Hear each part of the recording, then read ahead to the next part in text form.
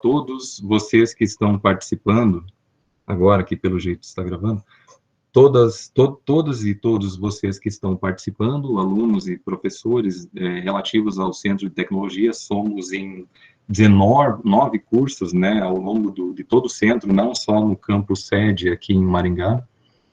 Somos o maior centro, né, em termos de cursos, e a professora Franciele chegou também, junto comigo ali na representação do CTC no CABIC. Daqui a pouco eu falo do nome dela novamente. E, então, bem-vindos a todos, professoras, professores e alunos. E também muito obrigado e bem-vindos ao pessoal da Conset, que tem trabalhado no evento de forma muito eficaz, muito efetiva, realmente resolvendo problemas, né, em tempo real. Quem já organizou eventos sabe muito bem que não há como, assim como na pandemia, prever exatamente tudo que vai acontecer. Isso não é possível. O professor Leonardo já organizou junto comigo pelo menos uns 3, acho que eventos lá no Unicamp, né, Léo? E a gente faz o possível para que tudo esteja certinho e chega no dia e temos que estar ativos para poder resolver. Os problemas foram pouquíssimos, os problemas da organização, e em especial hoje de manhã, lá na abertura, o do formulário, e em alguns minutos já foi resolvido. Então, excelente, muito obrigado por todo o apoio que vocês têm dado à organização desse evento. Eu vou pedir uma regra de etiqueta a gente aqui. Vocês todos já estão acostumados a lidar com o Meet, né, professores dando aula, alunos participando das aulas. Para vocês manterem os microfones desligados, quem quiser manter a câmera ligada, fique à vontade, não é necessário, a não ser eu e o professor Leonardo, e para que não atrapalhe a qualidade de áudio da chamada. Vocês todos já estão acostumados com isso, eu não vou me preocupar muito com isso. Qualquer coisa, a Isabelle, da Operações Conset, aqui, ela está conosco e ela pode desativar o microfone, eventualmente, de alguém que tenha esquecido ligado por algum motivo, isso pode acontecer, e para garantir aí a qualidade de chamada. Quando vocês quiserem fazer perguntas, pessoal, a ideia é que seja um debate mesmo, né, Léo? Que seja um debate sobre o assunto que a gente previu aqui, todo EAI que está debatendo o mesmo assunto em 7 mesas simultâneas. Nós somos a mesa do CTC, do Centro de Tecnologia.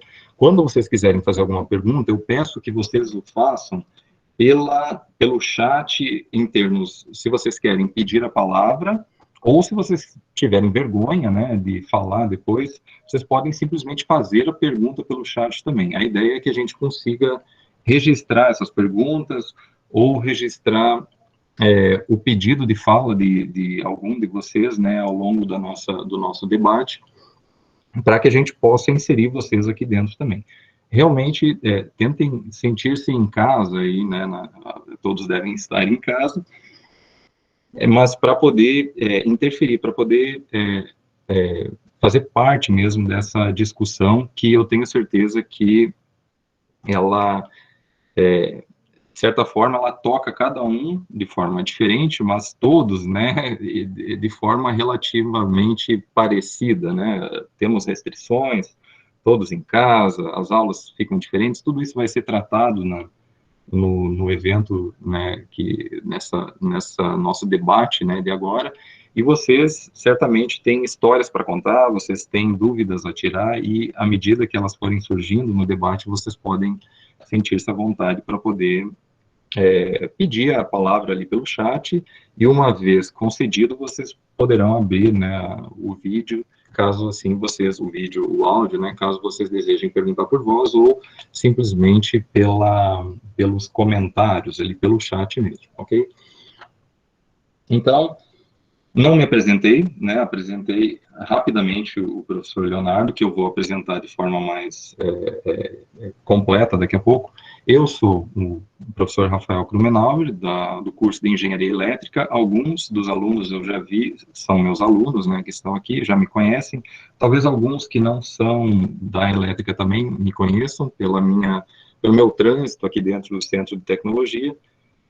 e eu faço parte, né, do departamento de engenharia química. A elétrica ainda não tem um departamento, somos um curso novo, né, 10 anos a gente tem, alguns anos de formado, de turmas formadas, né, e eu represento, junto com a professora Franciele, que eu vi que está aqui o Ed, eu confesso que eu não procurei depois nos nomes, junto com a professora Franciele, o professor Ed, a professora Franciele da produção e o professor Ed Lima da civil, da engenharia civil, somos os representantes do Centro de Tecnologia.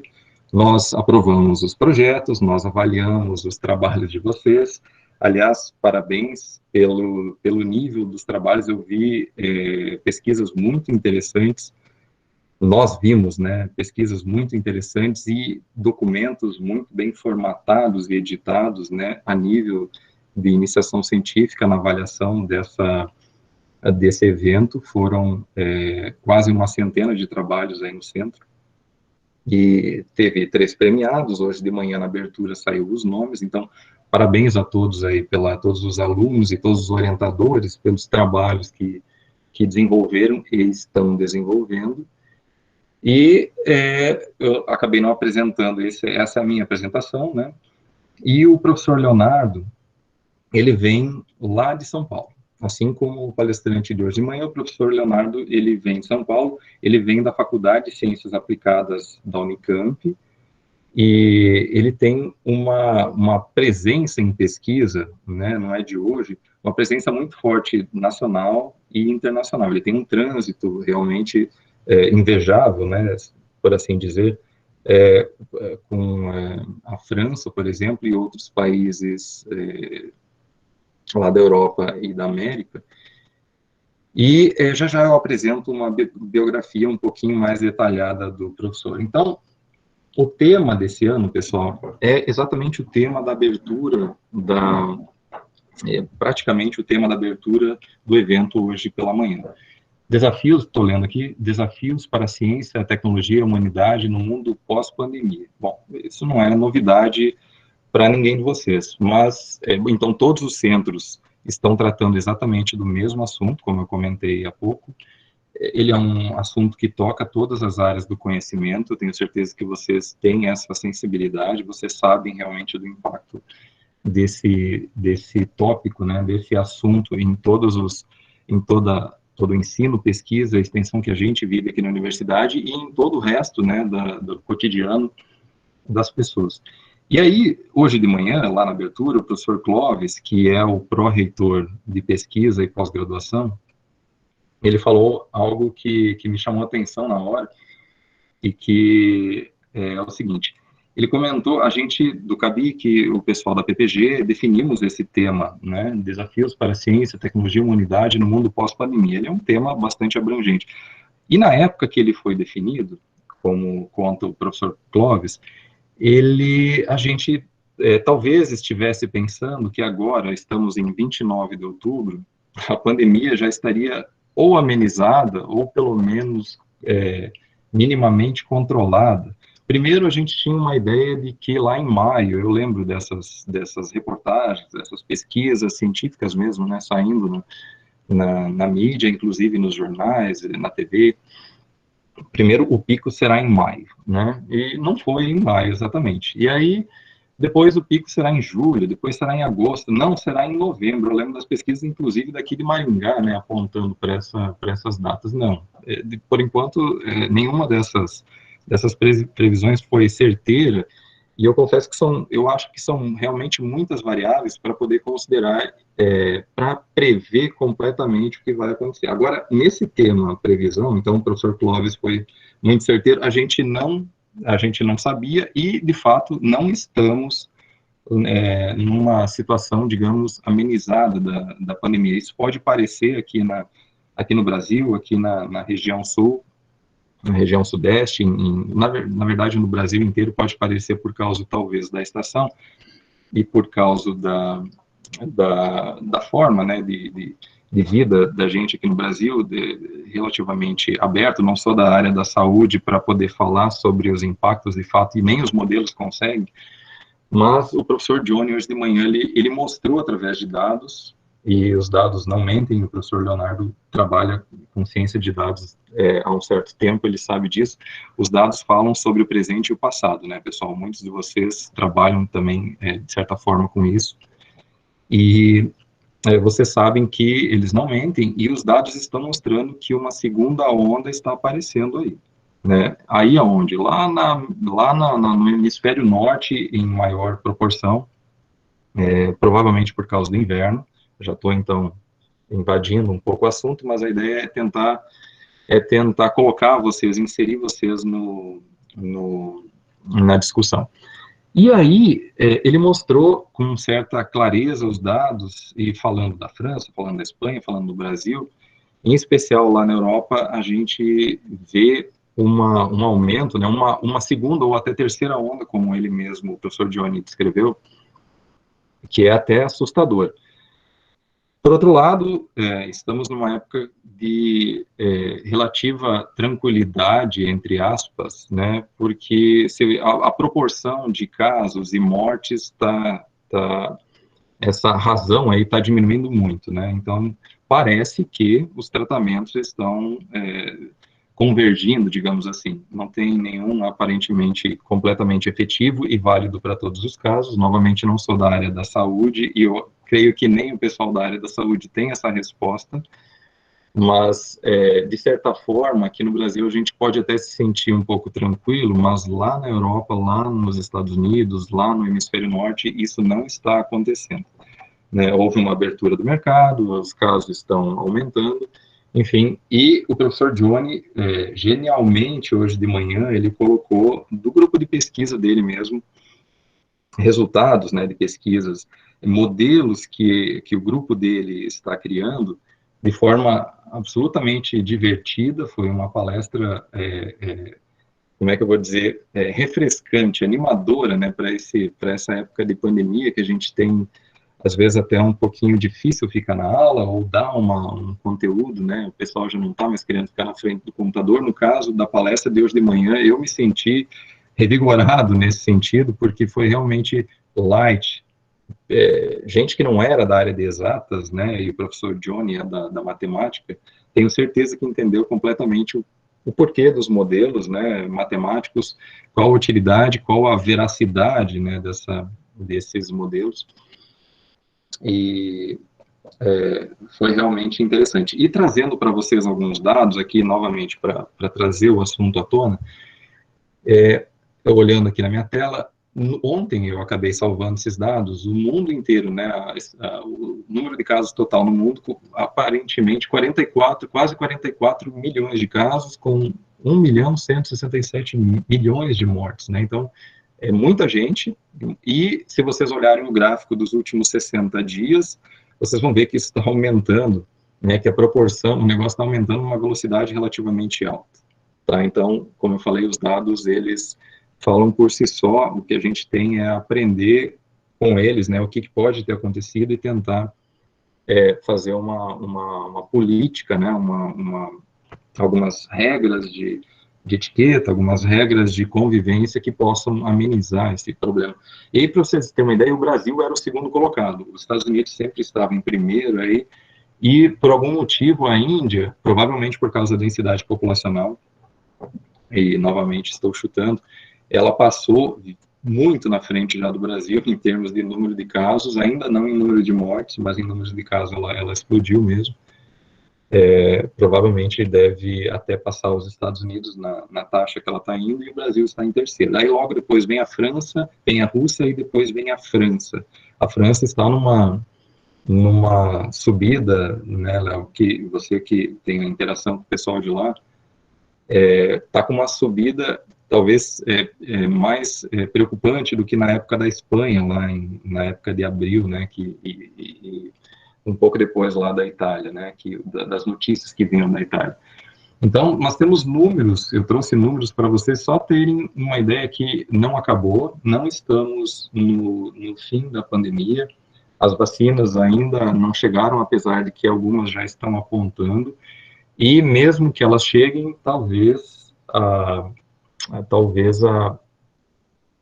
a distribuição delas, a produção não seja efetiva para a massa, né, para toda a população que a gente tem aí para tratar. Bom, o professor Leonardo, ele tem graduação na Unicamp, ele fez mestrado na Unicamp, na época que eu também estava lá, em 2004 até 2006, e depois ele foi para a França, lá para Grenoble, né, Léo? E aí, no Instituto Politécnico de Grenoble. Daqui a pouco eu abro para você, Léo, só para... E aí, ele atualmente ele é professor livre docente da Faculdade de Ciências Aplicadas da Unicamp, né?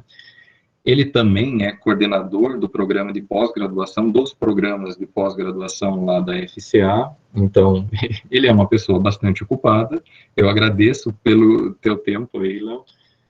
E as áreas de pesquisa dele são processamento de sinais, aprendizado de máquina e ciência de dados. E essas áreas, ela tem vários tópicos, né?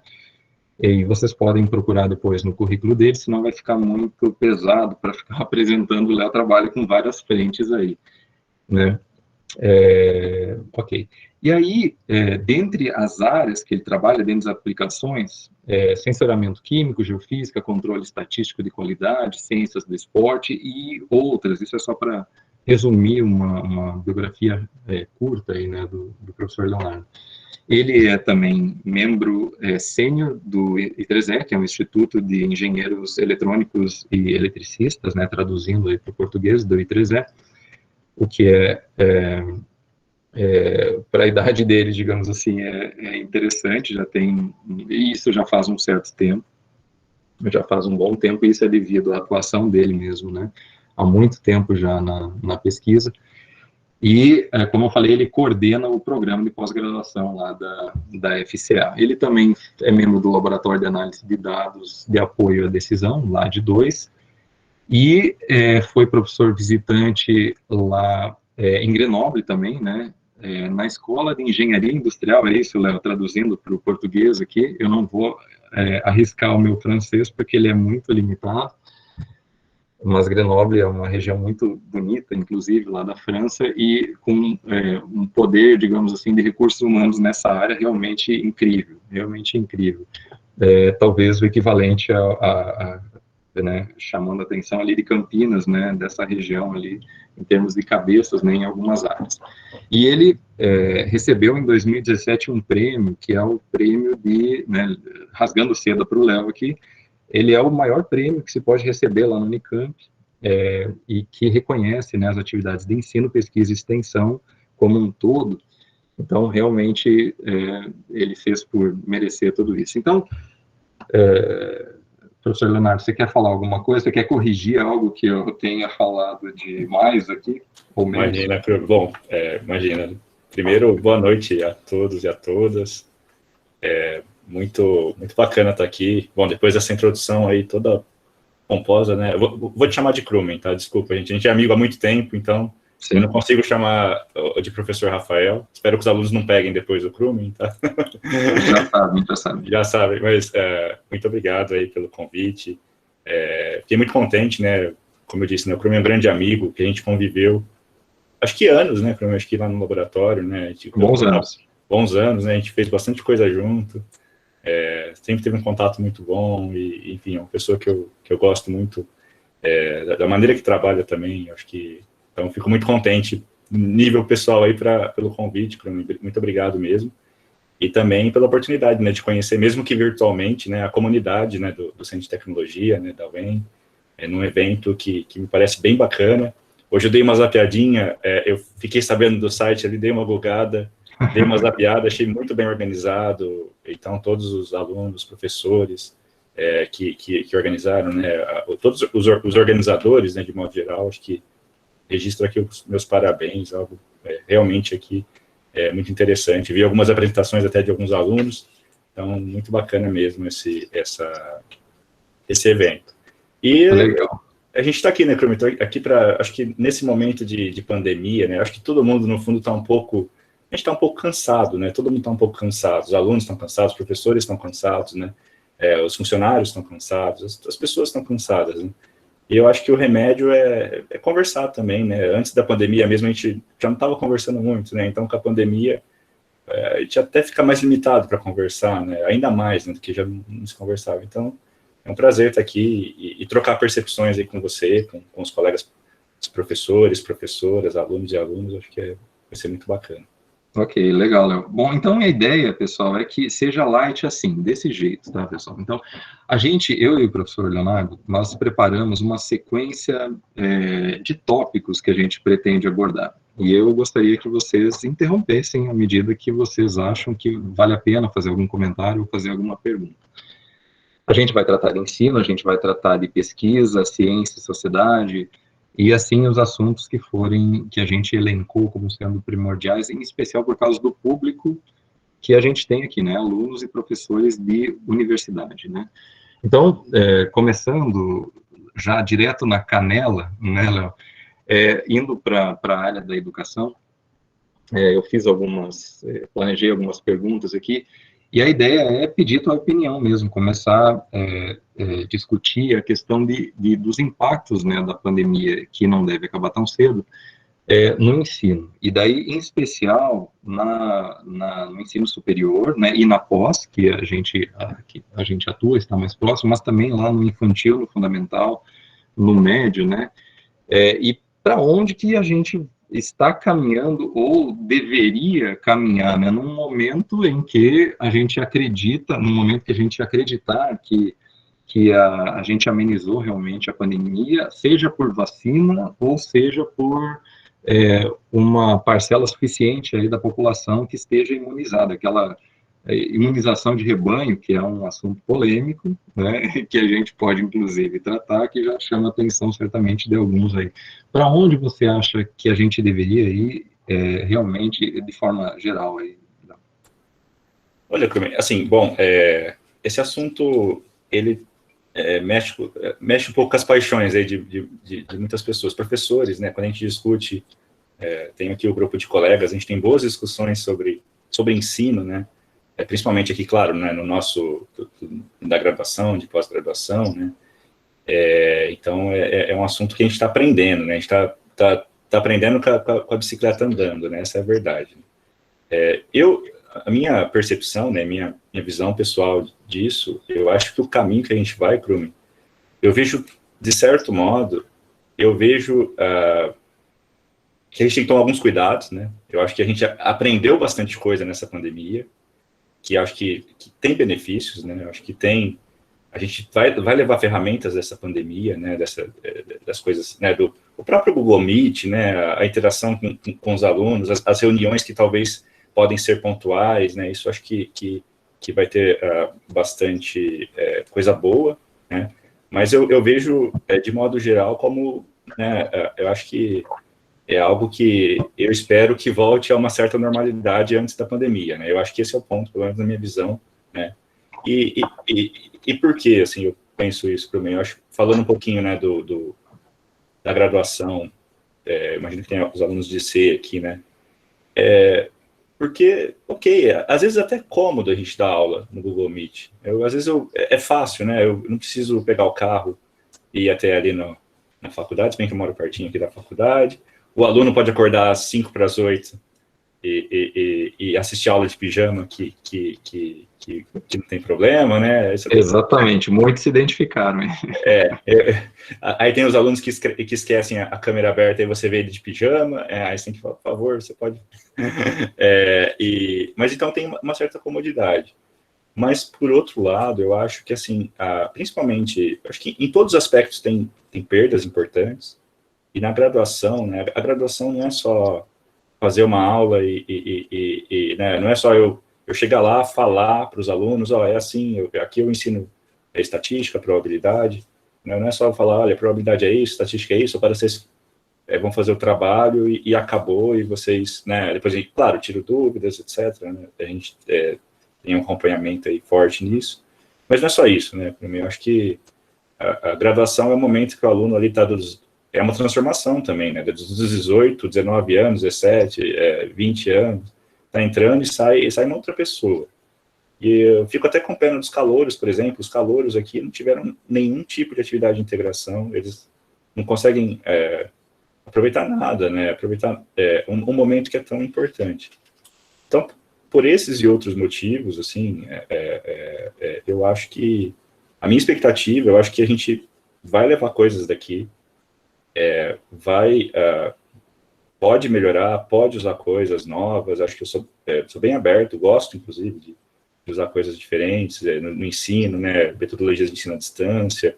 Acho que isso mas é algo que pode, de fato, ser útil e produtivo, mas a minha expectativa pessoal é que eu acho que a gente está longe de uma situação ideal frente ao que a gente tinha, né? Então, eu tenho essa... E acho essa situação mais dramática ainda no ensino básico. Aí no ensino básico, eu acho que... Aí é muito dramático, né? Eu acho que aí, além de todos esses problemas, você tem problemas de... quando você está com criança, a alfabetização é muito importante, que seja no tempo certo. Você tem problemas de... um pouco de condições ruins, às vezes, né? Para uma família, às vezes os pais trabalham e tem que trabalhar e não consegue... Enfim, todos os problemas de ordem social, socioeconômica também, né? Porque os pais têm que trabalhar, como é que vai fazer a aula, como é que vai ensinar o filho, né? Então, eu vejo isso, né? Eu vejo de uma maneira, em suma, né? Espero que passe, essa é a minha opinião.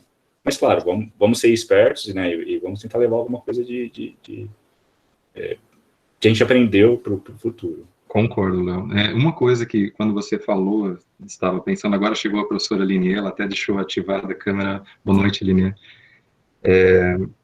Que, inclusive, é a orientadora do prêmio do primeiro lugar aqui do Centro de Tecnologia. Parabéns, inclusive, com o aluno Leonardo. Nós fomos forçados a fazer esse ensino remoto. Não tínhamos, né, o modo à distância. Alguns cursos existiam, eram, digamos, até novos, né, nessa modalidade, mas estavam caminhando com uma equipe e todos nós fomos forçados, do modo que a gente dava a aula presencial, a se virar mesmo. Não foi só nós aqui, foi o mundo inteiro, né, a dar um jeito para que esse ano, entre aspas, virasse, para que a gente não perdesse ele por completo, né? É triste falar dessa forma, mas não é muito diferente disso, né? Como você falou, lá no ensino básico, eu tenho um filho pequeno, eu sofro muito, né? A sorte que ele não chegou ele já está sendo alfabetizado, mas ele não está na parte crítica dela. E esse próximo ano ele chega, então não sei, minhas dúvidas estão me deixando meio louco já com isso aí. E esse é um assunto que acho que, inclusive, nem tem fim, né? Não tem fim. A gente poderia ficar discutindo os impactos aí, e as soluções, elas são imprevisíveis, eu diria, né? Estamos, como você falou, tentando resolver andando de bicicleta, né? Tentando realmente resolver online, e online literalmente, né, online no acontecimento, né, do fato on the fly, que também chama, para poder fazer a roda girar e tudo isso funcionar. Eu trouxe alguns dados aqui em relação à educação infantil e em relação à educação superior, que eu considero importantes aqui. Por exemplo, isso são dados da BBC, de uma reportagem da BBC, mas foram levantadas, né, por outros institutos ali, a Fundação Roberto Marinho, o Instituto Ayrton Senna e tal. A cada aluno, né, que sai lá da educação básica, que é a infantil, fundamental e médio, se perde R$372 mil por ano. Isso não é pouca coisa, né? Então, para cada aluno, você tem isso. Por quê? Porque você tem uma projeção de perda de receita no futuro, né? Então, essa pessoa pode ter problemas depois lá no emprego, pode não conseguir um emprego razoável, pode não conseguir desenvolver, pode não abrir a empresa que ele tinha um potencial para abrir, pode não realmente... Então, tudo tem que ser contabilizado. Lógico que o modelo da estimativa não vai ser exato, mas, novamente, baseados em números, né, a gente está falando. E isso tem um impacto do PIB relativamente grande, que eu não vou nem tocar aqui no assunto para não divergir aqui. E na educação superior, a gente tem uma questão de evasão, porque o fundamental, o básico, o médio, ele é essencial, digamos assim. E o superior, como é que eu vou tratar disso? Eu não vou dizer que ele pode esperar, mas ele é menos ele tem um impacto momentâneo menor, né? Se você dá uma travada alguns meses, depois você pode fazer o ano letivo se estender até a metade do outro ano sem muito problema, que não acontece numa escola, por exemplo. Então, teve uma evasão muito grande, aumentou 33%, por exemplo, lá em medição de abril, provavelmente isso foi muito além. Lá nas particulares, eu não tenho dados das públicas, certamente é menor, porque não tem a mensalidade a ser paga, né, e muitas famílias tiveram problemas aí. E, então, a educação básica e a superior sofreram realmente impactos, né, violentos. Eu diria que talvez tenha sido o setor mais impactado até agora, né? Claro que a questão da saúde é fundamental, temos mortes acontecendo todo dia, temos pessoas adoecendo, pessoas perdendo emprego porque tem que, ou deixando emprego porque tem que ficar com um filho em casa, em especial as mulheres, né? Então, os impactos na educação são muito grandes. E, enfim, alguém quer comentar, alguém quer compartilhar alguma ideia do tópico educação aí, pessoal? Eu e o Léo estamos dominando o debate, para quem chegou depois, né? Esse é um debate, então, é uma discussão, quem quiser, basta ou abrir o microfone ou pedir ali no chat para fazer colocar uma posição ou alguma pergunta, fiquem à vontade, tá, pessoal? Alguém quer fazer alguma colocação nesse tópico? Senão, a gente passa para o próximo. Eu sei que tem muito assunto dentro da educação, e daí, se sobrar um tempo, a gente pode voltar depois. Tudo bem com vocês? Eu quero falar uma coisa. Fala, Lininha.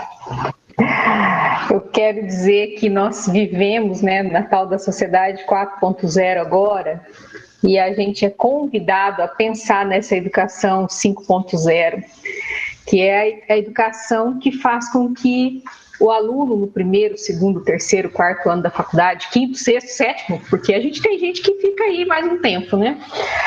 É hora dele pensar em dar significado ao que ele aprende, né? É hora da gente dar significado, é hora da gente devolver isso de alguma forma, da gente dar sentido a isso. E estudos mostram que quando você tem atitudes de influenciar o outro, de entregar alguma coisa para o outro, de dividir com o outro, isso é muito melhor que ganhar na loteria. Vejam vocês que coisa interessante.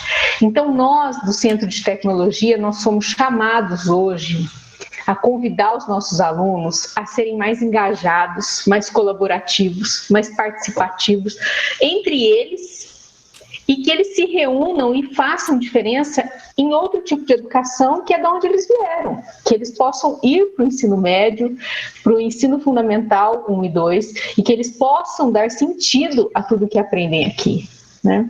Então, esse convite é um convite muito vivo para aqueles que estão, principalmente nos anos iniciais dos seus cursos, porque provavelmente antes de você se formar, 10% do encargo didático do seu curso terá que ser realizado como extensão. E a extensão universitária, a gente está passando pelo EAIC, que é o Encontro da Iniciação Científica, e pelo EAEX, que é o Encontro da Extensão Universitária. E a extensão universitária, ela é tão boa, ela é a iniciação científica no modo FAST.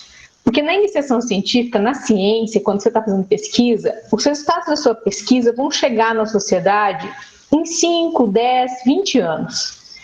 Na extensão, o resultado do que você faz chega imediatamente, né? Então, é interessante, nós tivemos o exemplo do trabalho que você citou do Leonardo, né?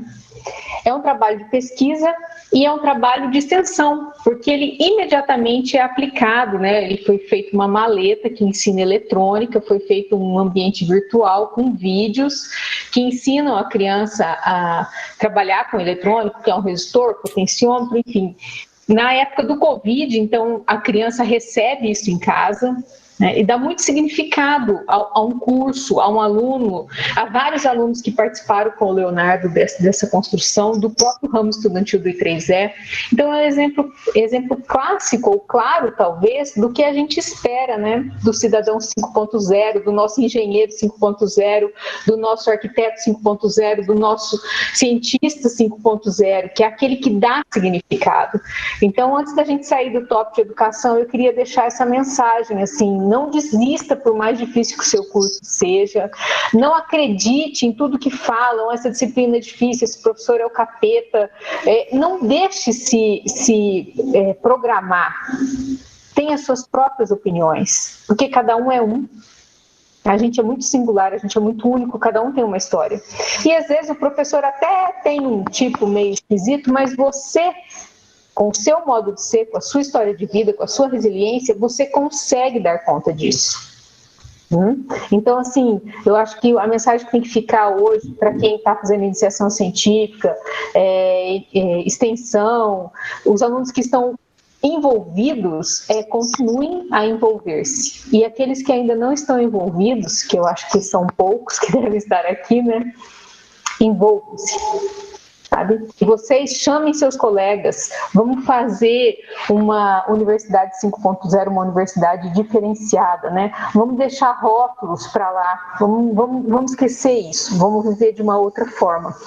Então, a minha mensagem aqui, sei que cheguei, Rafael chegando, mas tem essa, portas né? abertas, Linia. Eu acho que numa mesa redonda em que a gente discute iniciação científica, educação, centro de tecnologia, é importante deixar bem claro para você, aluno, né, que hoje a gente tem outro padrão de mentalidade, né? A gente está inovando na nossa mentalidade, a gente não pode mais ficar preso a estigmas, a paradigmas, tanto é que a gente tem na UEM a disciplina de felicidade, que significa que a felicidade é um diferencial competitivo. Ser feliz faz diferença na sua vida profissional. Produtividade, inclusive, né? Inclusive, fala-se, né, Rafael, que contrata-se pelo conhecimento, demite-se pelo comportamento. Então, nos nossos cursos, eu estava ouvindo vocês em off aqui, tá? Estava desligado, mas estava escutando. Que a gente vai aprendendo a dar aula, a estar envolvido, né? Mas quantas lições nós, professores, temos aprendido com vocês? Né, lições de colaboração, coisas que surgem assim, nos cursos que nos tocam, que deviam ser coisas comuns, mas na verdade a gente está vendo cada vez mais raras essas atitudes de colaboração, de estar junto, de formar uma turma, de saber que daqui 30 anos vocês vão ter o WhatsApp um do outro, deve ser outra coisa que vai existir, não vai ser o WhatsApp, né?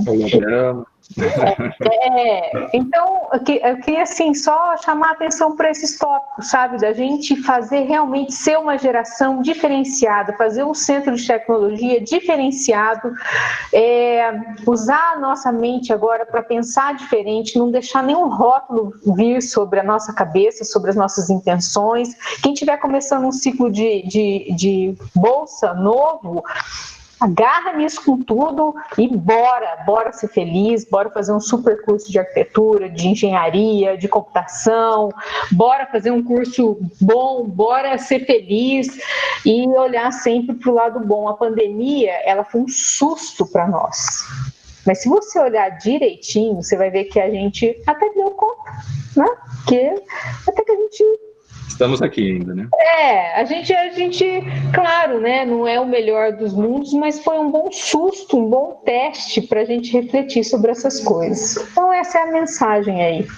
É isso aí, muito obrigado, Linia. E, de fato, esse ponto que a Linia tocou, no meu ponto de vista, né, eu acho que boa parte dos alunos que estão aqui presentes, eles, de certa forma, não se conformam com as disciplinas, simplesmente, com a oferta só de disciplinas. Pelo fato de você ingressar numa iniciação científica, ou em algum projeto, ou em algum grupo, de certa forma, você não está conformado e você está buscando algo a mais, que é justamente o que você deveria fazer. As grades, elas não são perfeitas, tá, gente? E as disciplinas, muito menos, tá? São dadas por pessoas diferentes, com visões diferentes, muito qualificadas, mas, de qualquer forma, vocês precisam buscar o caminho de vocês. Muito obrigado, Linia.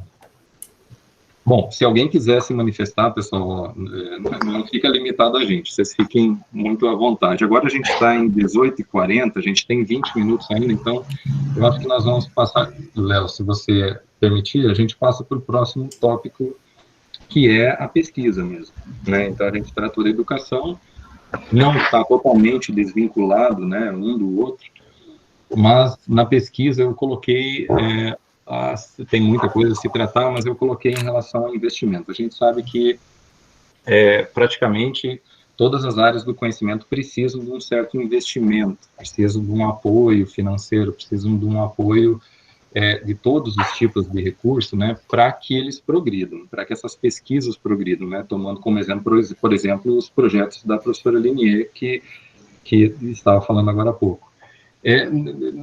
Se você não tiver nenhum apoio, provavelmente a pesquisa não vai sair do jeito que ela poderia sair. Você não vai conseguir potencializar tudo que você tem de recursos humanos, né? E aí, de certa forma, eu tenho visto, né, que os investimentos em pesquisa, eles estão sendo muito reduzidos. O professor também está colocando aqui uma questão que eu não vi, mas... E aí, daqui a pouco a gente trata isso aqui, Edson. E aí,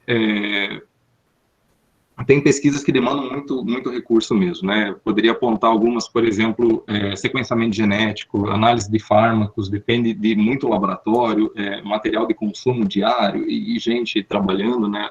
Equipamentos caros, RMN, química analítica, enfim, vários. Como que a gente vai seguir em frente se os recursos parecem estar reduzindo? Eu sei que não tem resposta correta, né, para essa pergunta, mas como que você vê o futuro da ciência aí nesse mundo que a gente está convergindo, né, na tentativa de sair da pandemia? Como que você vê a pesquisa, né? É bom que essa pergunta, né, é bem fácil de responder, né?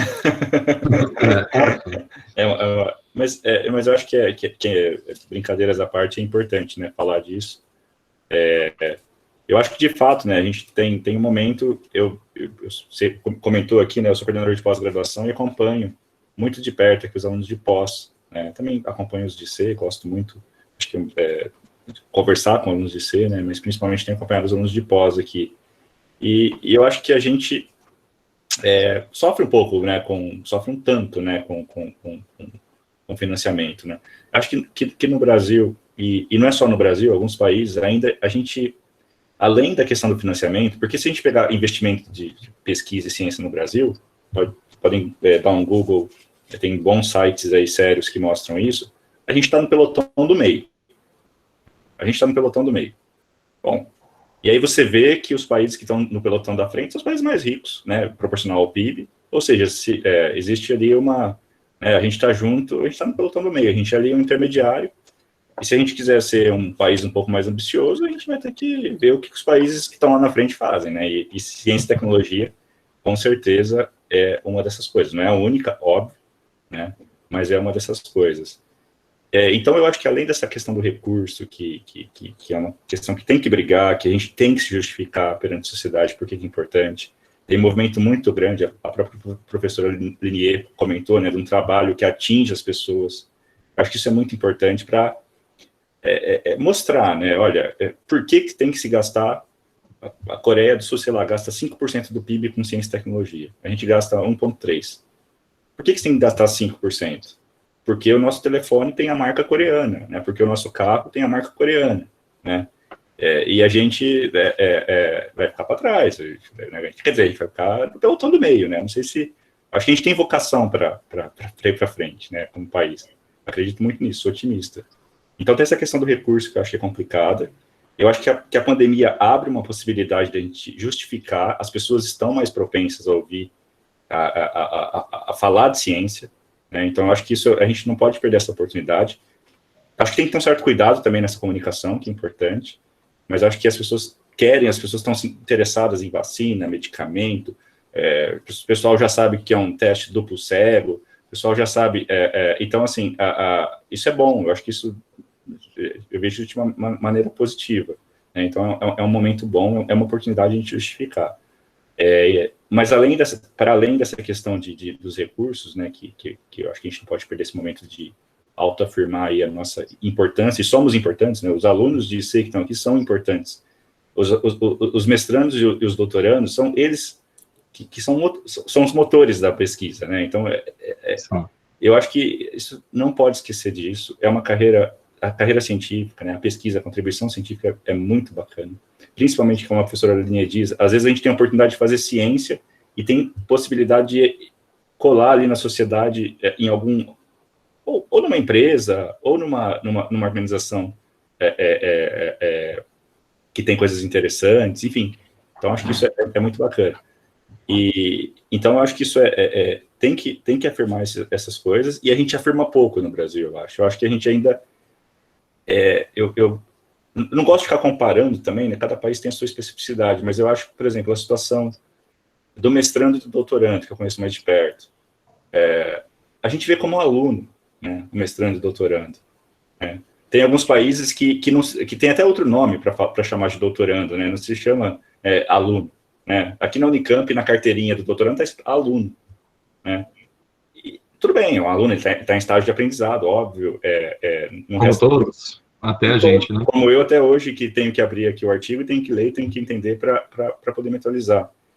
Mas eu acho que falta um pouco esse reconhecimento, né? Um tratamento aí, que eu acho que com um reconhecimento à altura da importância dessas atividades, né? E eu acho que isso cai no caldo aí da falta de cultura científica, né? A gente tem pouca cultura científica. Cabe a nós, né, tentar melhorar isso, com certeza.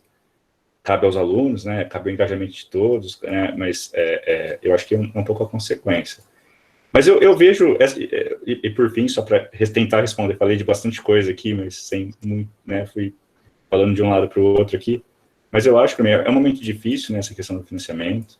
Acho que a tendência é ruim, né? Quer dizer, a tendência, né, se pegar a curva de financiamento, ela já vem numa tendência de cair os recursos. Bom, aí um pouco as opiniões que são bem pessoais, né? Acho que enquanto a gente não convencer mais, enquanto a gente não colocar a ciência na agenda de um jeito importante, o tomador de decisão, o agente político, ele não vai se importar muito, porque se as pessoas não se importam, não vai dar voto, e se não dá voto, eu não vou, claro, colocar no jeito assim que as coisas são um pouco assim, né? As coisas funcionam um pouco dessa maneira. Então, eu acho que... Deixa eu colocar uma pimenta, então, aí, Léo. Você acabou de falar de um ponto crítico aí, né? De tentar mostrar realmente, né, o poder da ciência, onde que ela pode ajudar, né, na sociedade ali. Recentemente, a CAPES, né, a CNPq, eles tomaram algumas decisões de criar áreas, digamos assim, prioritárias. Vou te colocar no fogo agora. E, dentre as áreas prioritárias, é óbvio, né, que veio a área da saúde, desenvolvimento de equipamentos médicos, toda a área da saúde, ela ficou priorizada, tanto em termos de bolsa, em termos de projeto de pesquisa, né, que é o que os órgãos regulam ali. E a Linear, inclusive, também faz parte, né, dos conselhos ali, ela lida bastante com essas questões. Mas coloco você no fogo, Léo, você concorda com, já que a gente está num momento que precisa mostrar que a pesquisa que é feita aqui, ela culmina em benefícios, né, para a sociedade, será que é um bom investimento, é uma boa ideia realmente colocar assim, boa parte da força nessa área e retirar de outras? Sim, é um excelente ponto, Krumen. Eu acho que assim, que tem vários, para responder, eu acho que tem vários aspectos que dá para considerar. Eu acho que sim, é possível fazer coisas estratégicas, eu acho. Sim, eu acho que é possível ser estratégico. Os países desenvolvidos são estratégicos numa certa medida, né? Acho que tem várias ferramentas para ser estratégicos. Acho que não é talvez um edital de bolsas que vai tornar um país estratégico naquele assunto. Tá falando um coordenador de pós aí, viu? O cara se esquiva bem. Não, mas eu acho... mas, não, tá respondendo, Léo, desculpa, só para... Não, mas eu realmente acho que dá, assim, é importante ter um pouco de estratégia, sim, acho que tem, mas eu acho que é um pouco... acaba as iniciativas, né, e tem que tomar um pouco de cuidado para pensar, para não ser também uma estratégia rasa, né, quer dizer,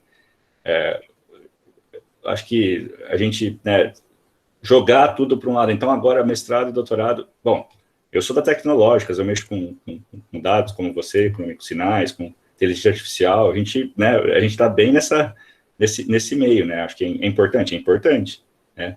Mas também vejo, por exemplo, só um parênteses, né? Na área de inteligência artificial, cada vez mais tem questões éticas importantes que estão sendo discutidas. E aí, quando você começa a estudar a questão ética, eu pego o livro lá, eu não entendo nada daquilo. E quem entende? É o meu colega aqui das Ciências Aplicadas que fez Sociologia, né? Ele que sabe ali os aspectos ele sabe, eu preciso de definições para colocar no meu modelo, né, de inteligência artificial. Eu não sei o que é equidade, o que é transparência, o que é, né? Então, assim, eu acho que a gente pode ser estratégico, mas eu acho que em termos de formação de pessoas, e em termos, aí falando com uma veia um pouco universidade, né, universitário, eu acho que a gente, ser estratégico não é sobrepor uma área à outra, né? Não é sobrepor as tecnológicas, as engenharias. Sou engenheiro, você também, vários aqui são engenheiros, arquitetos, né, mexem com ciência e tecnologia, acho que não é por aí. Então, enfim, eu acho que é difícil, também reconheço que não é, estou dizendo, né, que as coisas não são fáceis, né, se fossem fáceis, estaria tudo feito já. Eu diria, não tem solução ótima. Se a gente for tratar matematicamente, pensando só em números, talvez sim, mas é uma questão que envolve pessoas, né, que envolvem gostos, que envolvem escolhas, né, então, eu diria, não tem a solução ótima. Pode ser que tenha uma boa solução para médio prazo, para curto prazo, para longo prazo, dependendo qual que é a sua função objetivo, né, a gente falando da nossa área. E também, né, Clômio, você me permite só, mesmo na engenharia, na tecnologia, né, tem sempre aquela discussão das ciências exatas, né, se vai ser puro, se vai ser aplicado, se vai ser básico, né. A gente pode até fazer coisas aplicadas, é importante que faça, acho que é muito importante fazer coisas aplicadas. Eu, né, adoro conversar com pessoas de áreas diferentes, fazer coisas que funcionem, que dá para levar, que é aplicado, que tem impacto, na linha que a professora Linê falou. Acho que é super importante. Só que tem saltos aí que a gente dá só se... a gente também não pode esquecer a ciência básica, né? Quem conseguiu mandar o foguete para a Lua tinha lá uma coisa que se chama filtro de Kalman, né? Que se não fosse o filtro de Kalman, eles estavam com um grande problema de estabilidade lá na década de 60, acho que 60, né, Crum? Isso. E o Kalman não estava muito interessado em ir para a Lua, não. Ele estava interessado ali em resolver o problema de estimação de estado, que é bem abstrato. Tinha um cara que se chama Claude Shannon, talvez todos os alunos aí, pelo menos os da elétrica, vão conhecer, né? Também ele nunca se interessou, mas graças a ele que a gente tem telefonia hoje. É o pai da informação, só isso, né? Só isso, né? Então, então acho que tem que ter esse cuidado. Assim, a gente tem que, quase que, se a gente fosse a gente tem que fomentar um pouco tudo isso. O caldeirão tem que ter tudo isso, eu acho. Você não pode tirar elementos do caldeirão. Gostei da sua posição, dos seus comentários, e desculpa te colocar nessa posição aí, mas a pimenta é boa para deixar mais gostosa aí a discussão. E aí, voltando, você tinha tocado o assunto lá de ciência e sociedade, né? Você tinha tocado, a professora Linê também tinha tocado, e a gente já discutiu isso várias vezes, aqui a gente estava discutindo, eu acho que é uma relação não bem resolvida, né, se a gente pode tratar como relação. Parece que tem uma falta de sincronia entre o que a população acha que é a ciência, a pesquisa, né, numa universidade, num centro de pesquisa, seja numa empresa diretamente, e a visão que os próprios pesquisadores, desenvolvedores têm. Então, parece que não existe um alinhamento, talvez por né, não vou colocar culpa em ninguém, mas uma falta de cultura, talvez, científica, conhecer realmente o que é o método. E aí, antes de passar a palavra, eu vejo duas frentes se formando, e isso me preocupa. Eu espero, isso pode dar muito assunto, inclusive, eu já não tenho tanto tempo, mas olha só, eu vejo pessoas que conseguiram convergir para o entendimento, que agora estão entendendo o papel da pesquisa, estão entendendo o papel da ciência, indo além da pesquisa, né, da ciência em si, e outras que estão indo justamente no outro caminho, que elas parecem que estão virando anti-ciência. Não, isso aqui não serve para nada, né? Não coloca dinheiro ali, isso aqui vai daqui 3, 4 anos, quando o negócio já passou. né? Então, eu vejo essas duas frentes se formando, e talvez seja até por causa da nossa época, que é a época das redes sociais, né? A época do trânsito instantâneo da informação em qualquer lugar do mundo, aí, mas enfim, isso está se formando. Como é que você acha que esse relacionamento, ou você, ou quem quiser se posicionar, né, Léo, Linier, Franciele, qualquer professor Edson, todos que tiverem os alunos, como que vocês acham que a gente pode melhorar esse relacionamento? Eu confesso que eu não consegui chegar numa resposta até agora. Eu falo. A gente não precisa ir para o mundo, né? Se a gente olhar para o UEM, nós vamos descobrir tanta coisa rica que é feita aqui, tanto pesquisador fantástico. No Centro de Tecnologia, a gente tem cabeças fantásticas, trabalhos fantásticos, e a gente não sabe. Nós mesmos, vamos pegar esse microcosmos, né? Nós não sabemos o que o outro, que o colega que está ali, com pouco recurso, com quase nada, esse cara fez cada coisa. Você olha hoje pelos PIBICs, né? O que está sendo feito nessa universidade? E nós não sabemos. Imagine a sociedade, se vai saber de onde saiu a solução para o seu problema do dia a dia. Não vai saber. Então, em algum momento, Rafael, nós ficamos míopes olhando para uma coisa chamada Lattes, e colocando coisinha lá no Facebook dos nerds, no Lattes, e vivemos uma vida pelo Lattes. Nós esquecemos que o Lattes é o resultado do nosso trabalho, não pode ser o objetivo. E que a gente tem sim que popularizar a ciência, tem que estar nas escolas, tem que estar na sociedade, tem que estar dentro dos hospitais, nós temos que estar dentro do CREA, nós temos que estar dentro da falar de um produto dentro de vários lugares, para a gente mostrar o que a gente faz. Né? Então, o que aconteceu foi um trabalho de distanciamento. Nós tivemos um distanciamento da sociedade. E agora é a hora, eu acho que o bom convite é a gente voltar. É a gente estar com a sociedade. Eu acho que começa por aí. Eu acho que a gente tem que... E o CNPq está sinalizando com isso. Essa coisa de você ter pesquisador com grande número de paper, mas que não oferece nada de extensão, nada de popularização da ciência, nem o envolvimento com a graduação, porque até na CAPES já aparece isso. O pesquisador tem que ter envolvimento com a graduação. Então, assim, a gente está recebendo uma coisa assim, impactante, que é a cobrança de estar junto à sociedade. Né? Então, o Lattes perdeu acho que num bom momento o Lattes perdeu esse objetivo, né, que a gente estava assim, muito preso. É hora da gente ir, da gente mostrar, da gente devolver à sociedade, da gente fazer a nossa parte, de estarmos envolvidos com hospitais, estarmos envolvidos com vários setores da sociedade, inclusive quando a gente fala em inovação. Porque onde está o dinheiro hoje? A taxa de juros está a 2,5%, tem um monte de investidor querendo colocar dinheiro em soluções de startups, em soluções que estão aí no mercado, e nós, na universidade, não temos um modelo de negócio para capturar esse dinheiro. Por quê? Porque nós ficamos envolvidos com papers.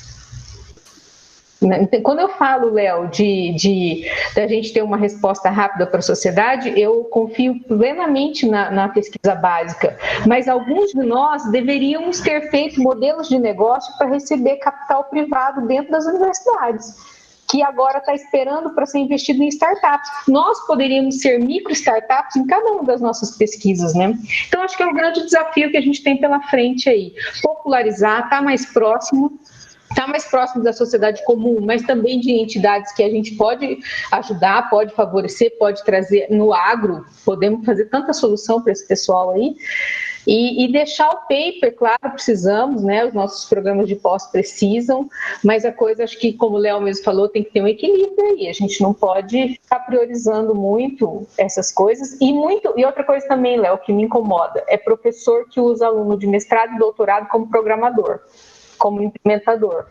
Nem usa como aluno, usa como empregado. para ficar implementando suas ideias. Não desenvolve naquela pessoa o perfil de mestre e doutor, que passa também por ajudar a sociedade, por impactar a sociedade, por saber popularizar, saber fazer um vídeo, saber fazer um YouTube.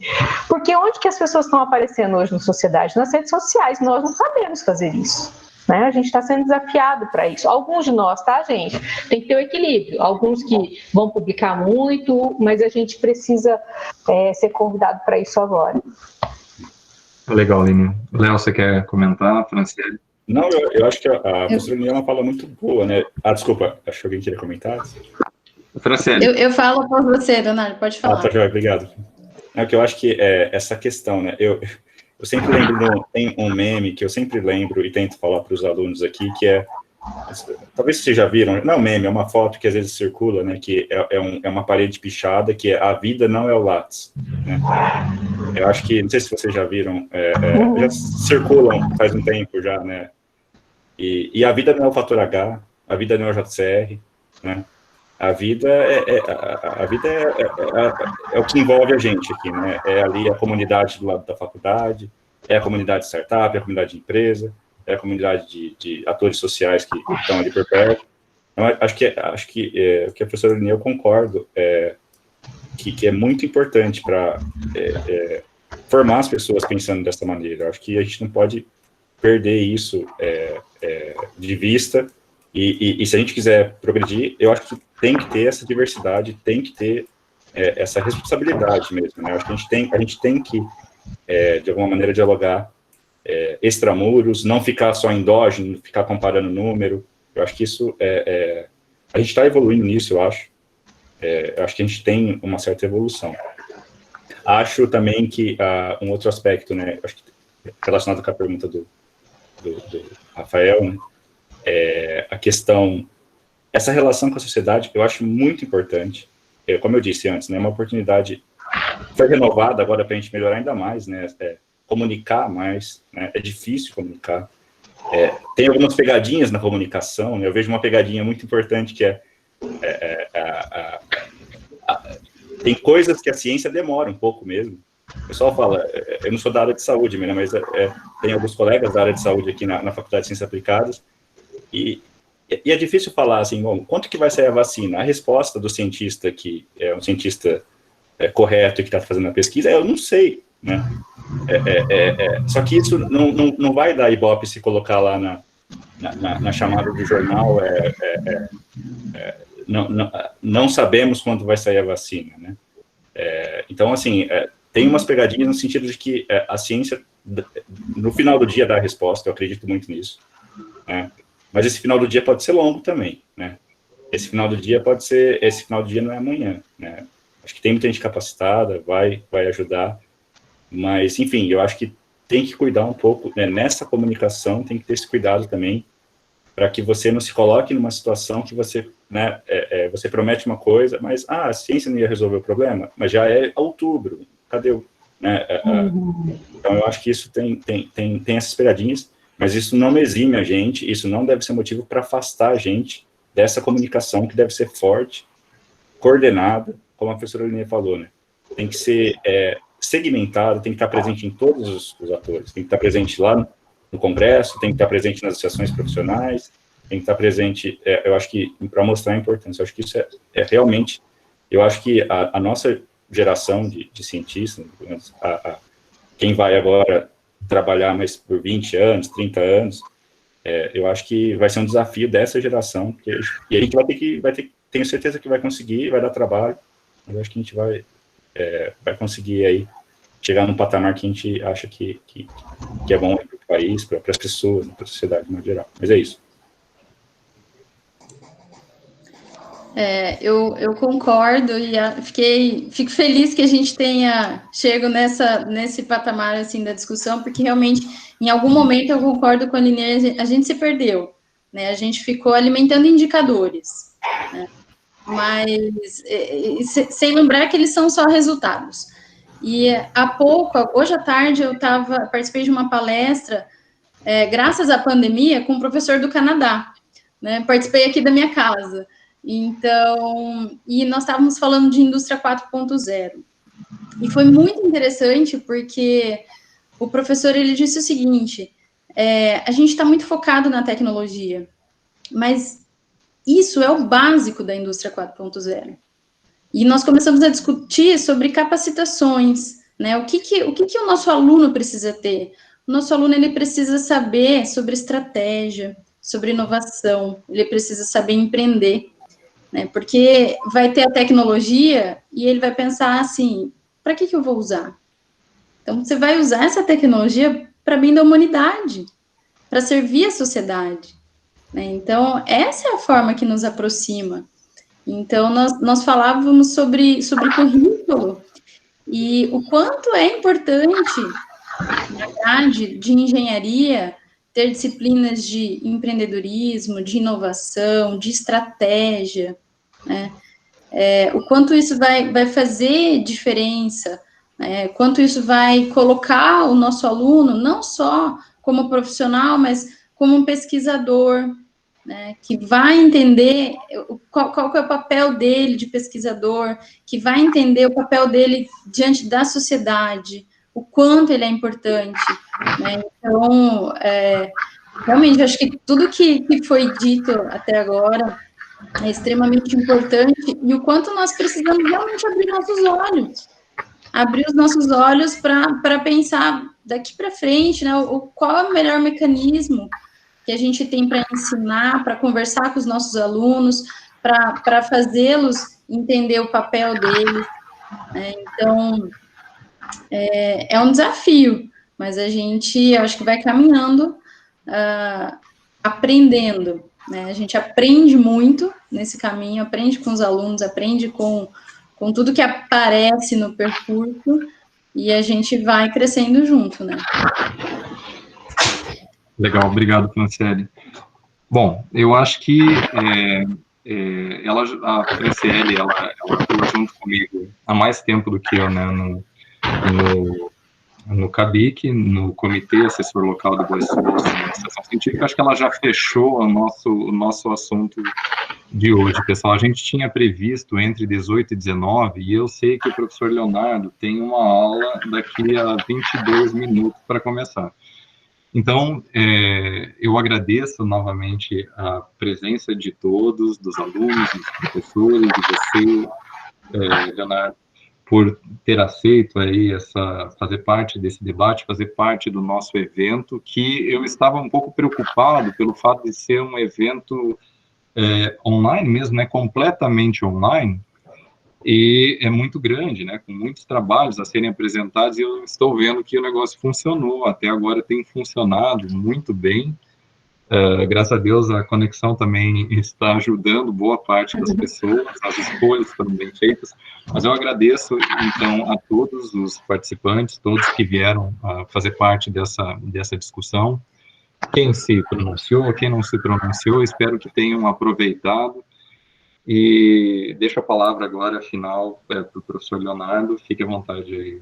Ô, Crume, muito obrigado. Foi muito... Passou rapidinho aqui a hora, né? A gente conversou aqui, mas agradecer demais aí o seu convite. Foi um prazer te rever aí.